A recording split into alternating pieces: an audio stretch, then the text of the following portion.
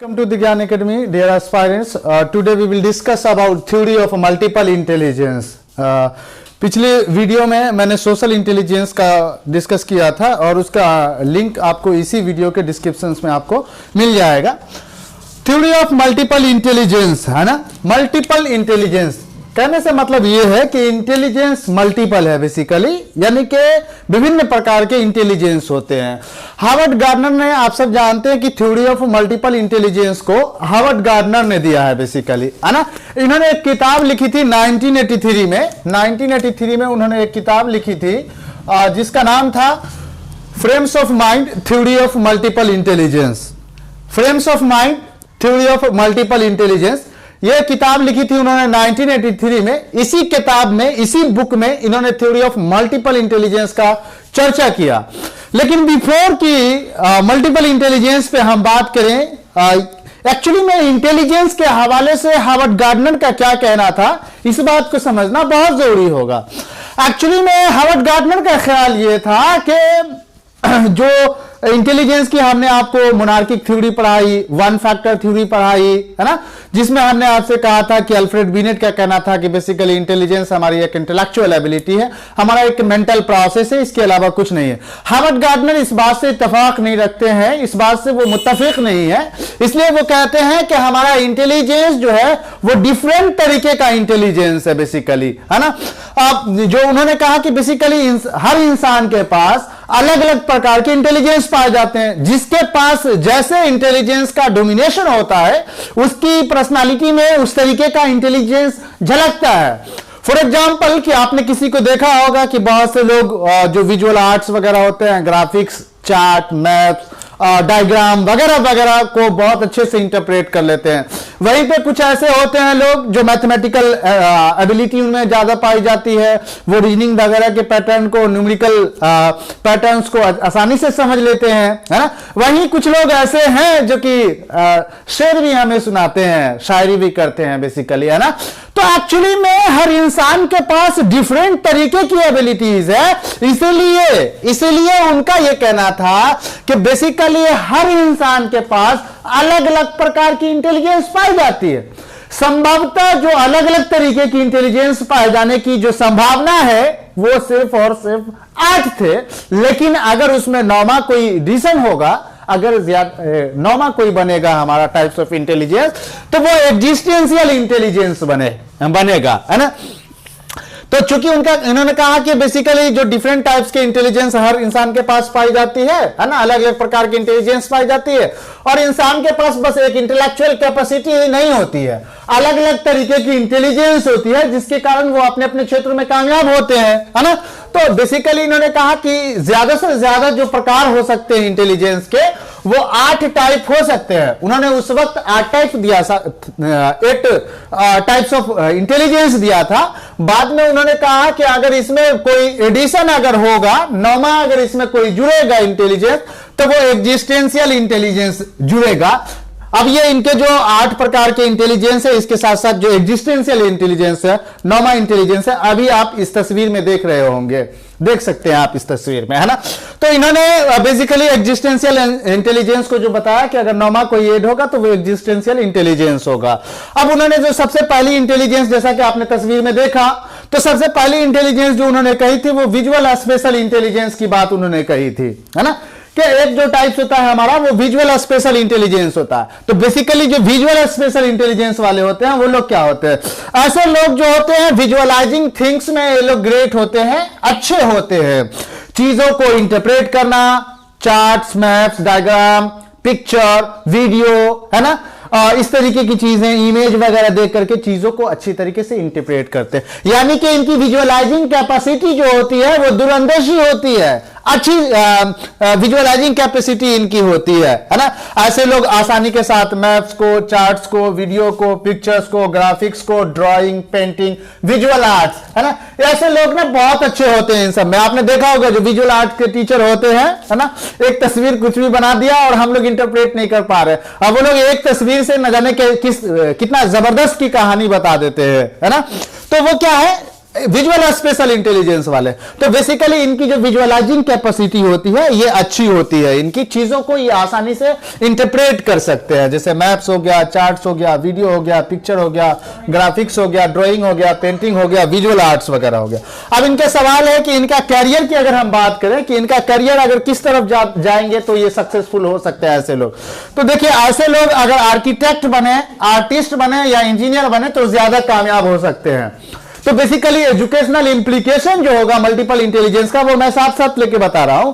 तो visual special intelligence कहने का मतलब ये हम इसलिए पढ़ रहे हैं क्योंकि अगर हमारे स्टूडेंट्स में अगर इस तरीके की एबिलिटी है तो अब हम जो उनको कैरियर गाइडेंस करेंगे तो वो बेसिकली उनको आर्किटेक्ट की तरफ, आर्टिस्ट की तरफ और इंजीनियर की तरफ उसका रुख करेंगे। इससे वो जल्दी कामयाब हो सकता है, बेहतरीन इंजीनियर बन सकता है, बेहतर आर्किटेक्ट बन सकता है। उसी तरीके से लिंग्विस्टिक वर्बल इंटेलिजेंस वाले हैं, है ना। आपने देखा होगा कुछ लोग ना अच्छे अच्छे भाषा का इस्तेमाल करते हैं, अच्छे अच्छे वर्ड का इस्तेमाल करते हैं, चाहे वो लिखते समय हो, पढ़ते समय हो, बोलते समय हो, अच्छे अच्छे भाषा का ये लोग इस्तेमाल करते हैं।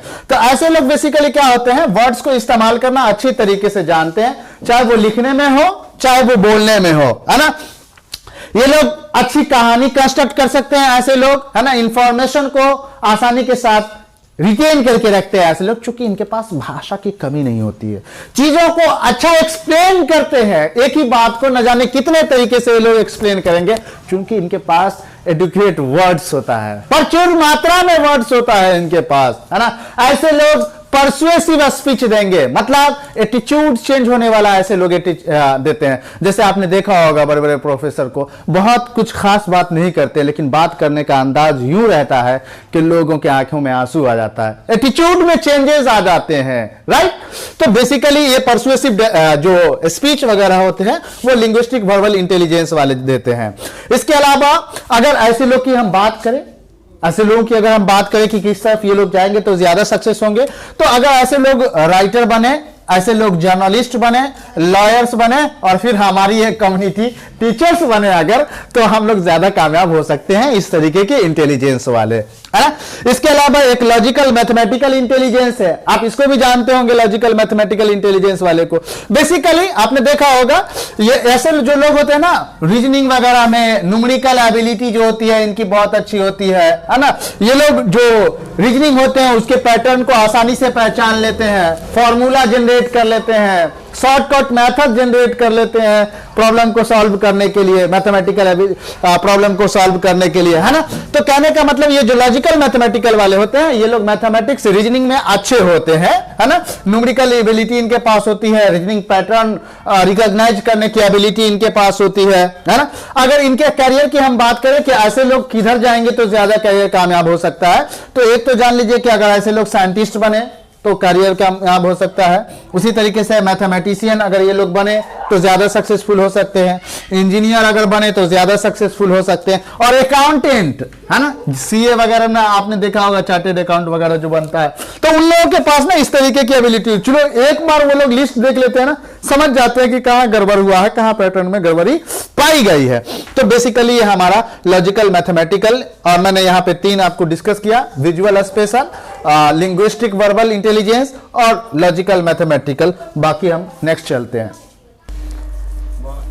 नेक्स्ट हमारे पास बॉडली काइनेस्थेटिक है ना। बॉडली काइनेस्थेटिक आप लोगों ने देखा होगा, बहुत से डांसर वगैरह होते हैं, है ना, फिजिकल जो कोऑर्डिनेशन होता है उनका वो बहुत जबरदस्त होता है, मस्कुलर टाइट होता है, ऐसे लोग फिजिकली बहुत स्ट्रांग होते हैं ऐसे लोग, है ना। वो उन्हीं लोगों को बॉडली काइनेस्थेटिक कहा जाता है। बेसिकली इनका जो मूवमेंट वगैरह है ना वो अच्छा मूवमेंट होता है, क्योंकि इनका फिजिकल कंट्रोल होता है, अपना मोटर कंट्रोल होता है अपनी बॉडी के ऊपर, है ना। ये लोग का जो हैंड आई कोऑर्डिनेशन है वो भी ऐसे लोग अच्छे तरीके से बना पाते हैं। एक्शन वगैरह आप दीजिए अच्छे से परफॉर्म कर पाएंगे ऐसे लोग, है ना, और अच्छा डांस वगैरह कर पाते हैं ऐसे लोग, है ना, या चीजों को अपने हाथ से बनाना पसंद करेंगे ऐसे लोग, है ना, यानी कि फिजिकली एक्शन करना इन लोगों को ज्यादा पसंद होता है। अब इनके करियर की अगर बात कीजिएगा तो ऐसे लोग अगर डांसर बने, है ना, तो ज्यादा कामयाब हो सकते हैं। बिल्डर बने, स्कल्पचर बने, एक्टर बने या प्लेयर्स बने, है ना। आपने देखा होगा जो प्लेयर्स होते हैं या जो एक्टर होते हैं, डांसर वगैरह होते हैं, है ना, उनकी जो पर्सनालिटी होती है, उनकी जो इंटेलिजेंस होती है, वो बेसिकली बॉडी काइनेस्थेटिक की होती है ना। तो ऐसे लोगों का जो physical high hand eye coordination से उस पर कंट्रोल होता है, मोटर कंट्रोल होता है ना। इसके अलावा हमारा म्यूजिकल इंटेलिजेंस है। आपने देखा होगा कितने लोगों को अच्छा गा लेते हैं, तुरंत में म्यूजिक कंपोज कर लेते हैं, रिदम्स को पहचान लेते हैं बड़ा आसानी, है ना। कहां अंतरा मिस हुआ इस बात को पकड़ लेते हैं, कहां चढ़ाई हुआ कहां घटाई हुआ इस बात को भी आसानी से पकड़ लेते हैं, है ना। तो इनको कहा जाता है म्यूजिकल इंटेलिजेंस वाले। जो म्यूजिक का पैटर्न्स है ना, वो आसानी से वो समझ पाते हैं, आसानी से याद रख लेते हैं ऐसे लोग, है ना। रिदम्स हुआ, साउंड हुआ, कहां पे कितना टान लेना है, अंतरे में कितने का ब्रेक होना है, ये तमाम चीजें उनको मालूम होती है ना। और हद तो ये हो जाती है कि अगर कंपोजर कुछ मिस भी कर जाए तो जो सिंगर होते हैं वो उसको दिलवा देते हैं समटाइम्स, या कुछ वर्ड में गड़बड़ी हो तो उसको क्लियर करवा देते हैं। तो बेसिकली जो म्यूजिकल इंटेलिजेंस वाले होते हैं लोग, गाने उन्हें में अच्छे होते हैं, शब्दों की पकड़ अच्छी होती है, इनकी पैटर्न्स को आसानी से पहचान लेते हैं, रिदम्स इनका क्लियर होता है ना, अंतरा वगैरह को आसानी के साथ पहचान लेते हैं। और दूसरी बात कि ऐसे लोग म्यूजिक को बहुत इंजॉय करते हैं, स्ट्रांग एप्रिसिएशन से इनका म्यूजिक के साथ जुड़ा होगा, कभी भी देखिए गुनगुनाते रहते हैं ऐसे लोग, है ना, अच्छा लगता है। अगर इनकी करियर की हम बात करें तो म्यूजिशियन अच्छे बनेंगे ये लोग, कंपोजर बन सकते हैं और सिंगर बन सकते हैं। अगर इन एरिया में अगर इस इंटेलिजेंस वाले को भेजिए तो ज्यादा कामयाब हो सकते हैं ये लोग।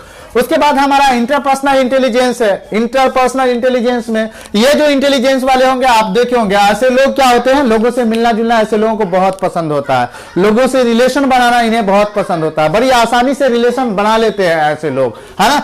और दूसरे की इमोशंस के साथ जो है कि क्या कहते हैं, मैनेज करके रखते हैं, है ना, कोई बीच में खाई नहीं आने देते हैं बेसिकली, है ना। तो आसानी के साथ उनसे मिलते भी है, बातचीत भी करते हैं, रिलेशन को भी मजबूत बना करके रखते हैं, मैनेज करते हैं, खुद की इमोशंस को भी समझते हैं और दूसरे की भी इमोशंस को भी समझते हैं। तो आमतौर पर ऐसे लोग जो होते हैं इंटरपर्सनल इंटेलिजेंस वाले लोग, इनके दोस्त ज्यादा होते हैं, संबंध ज्यादा बनते हैं इनके, चूंकि रिलेशन इनका अच्छा बनता है ना।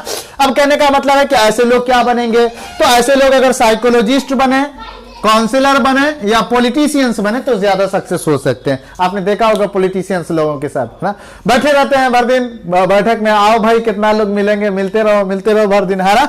उसी तरीके से काउंसलर वगैरह जो होते हैं, आप उनके पास जाइए, बड़ी आसानी से आप सारी बात वो आपसे पूछ लेगा, है ना, थोड़ी देर की दोस्ती करेगा और फिर सारी हकीकत आपसे पूछ लेगा वो, है ना। साइकोलॉजिस्ट वगैरह बन सकते हैं। एक जो इंटेलिजेंस है वो हमारा इंट्रापर्सनल वाला इंटेलिजेंस है। ये जो इंट्रापर्सनल इंटेलिजेंस वाले होते हैं ये अपने आप में मशगूल होते हैं, लोगों से ज्यादा मिलना जुलना बातें करना इन्हें पसंद नहीं होता, ये खुद में खोए हुए रहते हैं। ये लोग अपनी इमोशंस को समझते हैं, ऐसे लोग अपने फीलिंग्स को समझते हैं, जज्बात और एहसासात को समझते हैं, खुद को मोटिवेट करते हैं ऐसे लोग। तो ये जो बेसिकली इंट्रापर्सनल इंटेलिजेंस वाले हैं ये अपने आप में मशगूल रहते हैं, खुद से ही बातें करते हैं, खुद से ही क्वेश्चन करते हैं, है ना, और क्या कहते हैं कि अपनी इमोशंस वगैरह पे काबू रखते हैं और कंट्रोल करते हैं, मैनेज करते हैं। अगर ऐसे जो लोग होते हैं इंट्रापर्सनल वाले, पोएट बन सकते हैं, फिलोसोफर बन सकते हैं, थ्योरिस्ट बन सकते हैं, साइंटिस्ट वगैरह बन सकते हैं ऐसे लोग, है ना।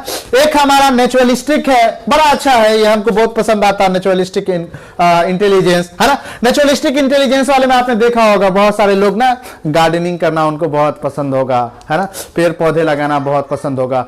थोड़ी बहुत भी इन्वायरमेंट में चेंजेस आए तो वो तुरंत कह देंगे कि मतलब पकड़ लेंगे वो कि क्या चेंजेस हुआ है, क्या कुछ हुआ है। कोरोना आया था, बहुत सारे जो नेचुरलिस्टिक इंटेलिजेंस वाले हैं उन्होंने बहुत सारी बातें कही, किसी ने कहा कि प्रकृति के साथ छेड़छाड़ कीजिएगा, इन्वायरमेंट के साथ छेड़छाड़ कीजिएगा तो उसका नतीजा यही होगा, है ना। तो अलग अलग जो नेचुरलिस्टिक इंटेलिजेंस वाले लोग थे उनका अलग अलग मानना था। तो हल्की से भी अगर चेंजेस होगा, सबटल चेंजेस भी अगर इन्वायरमेंट में होता है तो ऐसे लोग पहचान लेते हैं नेचुरलिस्टिक इंटेलिजेंस वाले। तो बेसिकली इनको इन्वायरमेंट को नर्चर करना पसंद होता है ना, इन्वायरमेंट को सपोर्ट करना, उनको क्या कहते हैं कि पेड़ पौधे लगाना, है ना, उनकी करना, उनको जो है कि सेवा करना, पानी देना, ये सब इनको अच्छा लगता है बेसिकली, है ना। ऐसे लोग बायोलॉजिस्ट बन सकते हैं और क्या कहते हैं कि माली बन सकते हैं ऐसे लोग, और फार्मर किसान वगैरह जो होते हैं वो लोग इस तरीके का इंटेलिजेंस रखते हैं। और लास्ट हमारा है एग्जिस्टेंशियल इंटेलिजेंस।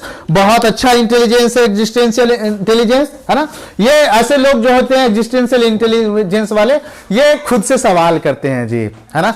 ये फिलोसफिकल क्वेश्चन पूछते हैं, कहते हैं what is the purpose of my life, what happened after death, है ना। इस तरीके के जो सवाल सब हैं, रियलिटी के जो सवाल हैं, जो वास्तविकता बेस्ड सवाल है, उन सवालों के जवाब ढूंढने की कोशिश करते हैं। जो मीनिंग ऑफ एग्जिस्टेंस है, हमारी वजूद का जो कारण है, हमारे अस्तित्व का जो कारण है, उसको पहचानने की कोशिश करते हैं। तो ये जो एग्जिस्टेंशियल वाले लोग होते हैं, ये काफी मतलब सुपीरियर इंटेलिजेंस वाले ऐसे लोग होते हैं, है ना। फिलोसफिकल क्वेश्चन करते हैं, ना सिर्फ क्वेश्चन करते हैं बल्कि उन सवालों का जवाब ढूंढने की भी कोशिश करते हैं। और ऐसे लोगों की जो कैरियर है वो आमतौर पे फिलोसफर वगैरह ऐसे लोग बनते हैं। बहुत बहुत धन्यवाद आप तमाम का एस्पायरेंट्स, है ना। Thank you very much.